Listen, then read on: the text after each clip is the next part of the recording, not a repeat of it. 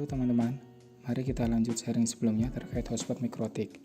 Sekarang kita lanjut mengintegrasikan Mikrotik dengan User Manager. User Manager di sini adalah fitur authentication, authorization, accounting yang disediakan oleh Mikrotik yang memiliki sebuah database untuk melakukan autentifikasi user yang login ke jaringan kita dan bisa untuk memberikan kebijakan ke user tersebut seperti limit transfer rate dan pembatasan kuota. Untuk informasi service yang bisa kita simpan dalam database User Manager meliputi hotspot user, PPP user, DHCP list, wireless access list, dan router OS user. Untuk bawaan default dari Mikrotik itu belum terdapat User Manager, jadi kita harus mendownload filenya pada link berikut. Untuk link ini sudah saya masukkan ke deskripsi di bawah. Oke, kita masuk ke aplikasi Winbox. Kita coba klik refresh. Nah, di sini muncul MAC address dan IP address-nya. Saya menggunakan jaringan hotspot yang sebelumnya telah kita buat. Kita coba double klik untuk login, masih sama admin, passwordnya kosong, lalu klik connect. Setelah masuk ke Winbox, kita harus mengecek versi dari router OS yang kita gunakan. Caranya, kita klik sistem, pilih resource. Nah, di sini tertera versi dari router OS yang saya gunakan yaitu versi 6.45.9. Nah, untuk versi ini harus kita samakan dengan file User Manager yang akan kita download. Selanjutnya kita masuk ke link yang telah saya sampaikan sebelumnya. Kita pilih tab download. Nah, di sini muncul versi router OS. Kita pilih versi router OS yang saya gunakan yaitu 6.45.9. Nah, kita pilih all package ya teman-teman, agar semuanya terdownload. Nah, sebelumnya saya telah mendownload filenya. Setelah kita download, kita harus mengekstrak file tersebut. Nah, berikut adalah isi dari file all package yang sebelumnya saya download.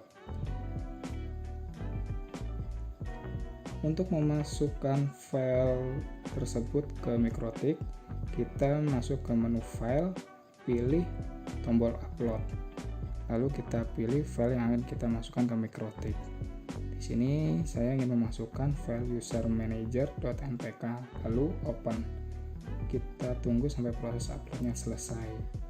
Nah, di sini untuk proses upload telah selesai ya teman-teman. Untuk mengaktifkannya kita harus mereport Mikrotiknya. Caranya, kita pilih menu sistem, lalu klik reboot, lalu klik yes. Untuk proses reboot dari Mikrotik itu membutuhkan waktu sekitar 3-5 menit. Kita tunggu sampai proses rebootnya selesai.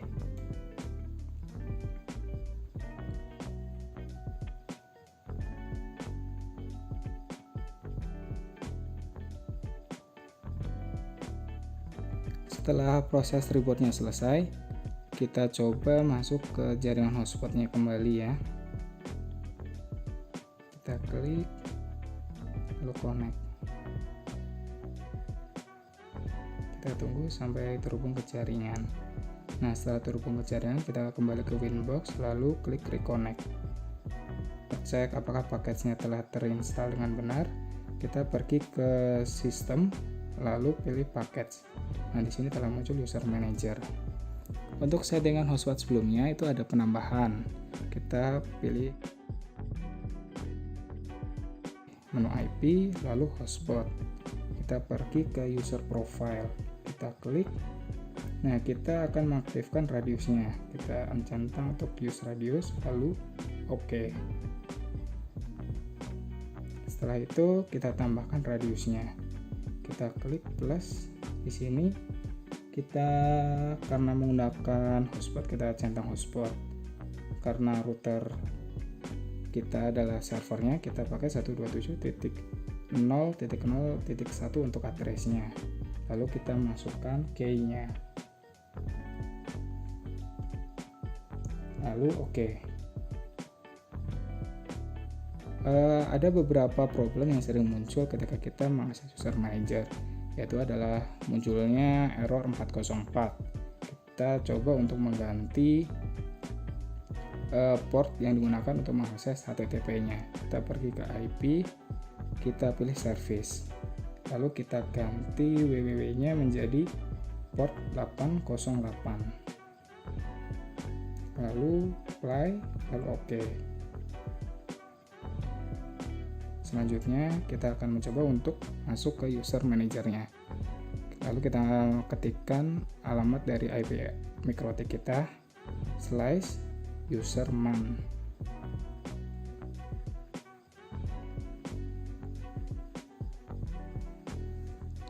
Nah, di sini kita telah terhubung ke halaman user manajernya.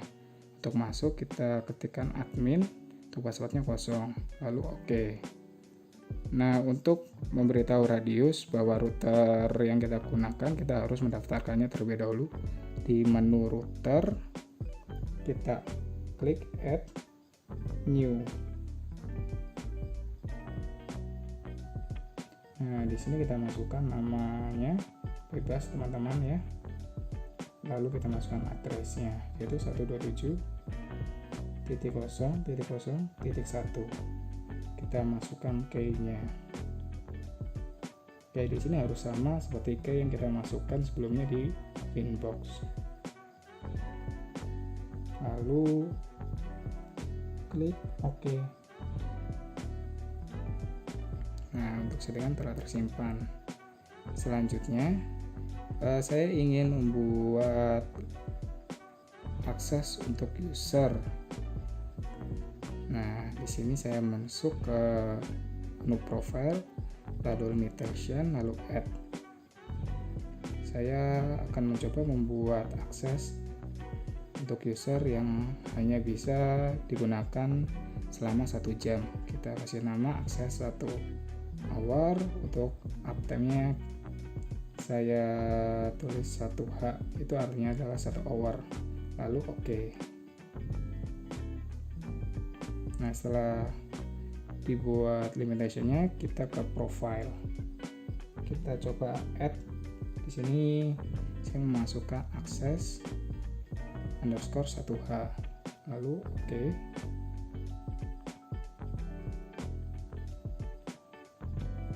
Kita masukkan namanya,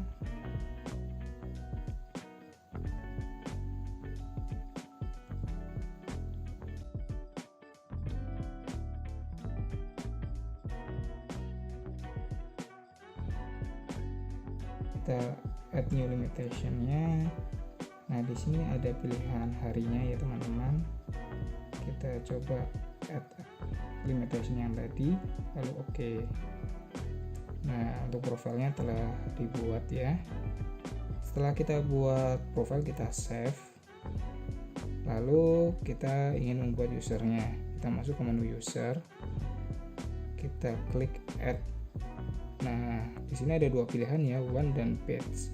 One, kita hanya membuat 1 user saja, sedangkan page kita dapat mengenerate beberapa user sekaligus. Kita coba page ya teman-teman. Nah, di sini kita ketikkan berapa user yang akan kita buat, lalu kita ketikkan prefixnya, lalu kita pilih berapa karakter yang akan di-generate setelah prefix tersebut. Nah, di sini ada pilihan password as login. Itu artinya adalah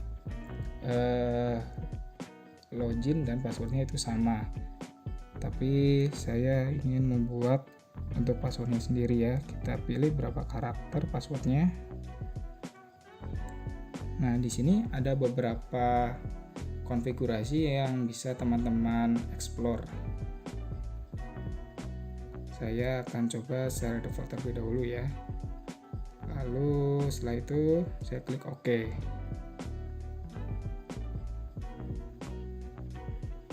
Nah, di sini user yang tadi saya buat telah muncul ya, dengan prefix yang sama dan jumlah karakter yang sama.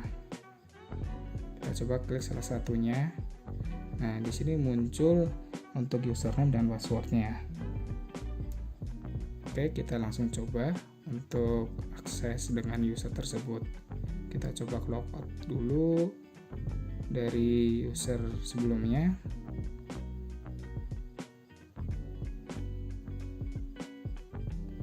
lalu kita clear cache-nya ya, supaya lebih melihatkan bahwa user yang kita masukkan itu baru dan user sebelumnya itu hilang. Login kembali. Nah, di sini kita masukkan username sesuai dengan user yang telah tadi kita buat ya, dengan prefix nandapra. Kita copy, lalu kita paste di sini. Untuk passwordnya sama, kita coba copy, kita coba paste di sini, lalu oke. Nah, di sini kita telah connect dengan keterangan akses 1 jam. Sekian sharing kali ini, sampai jumpa di sharing selanjutnya.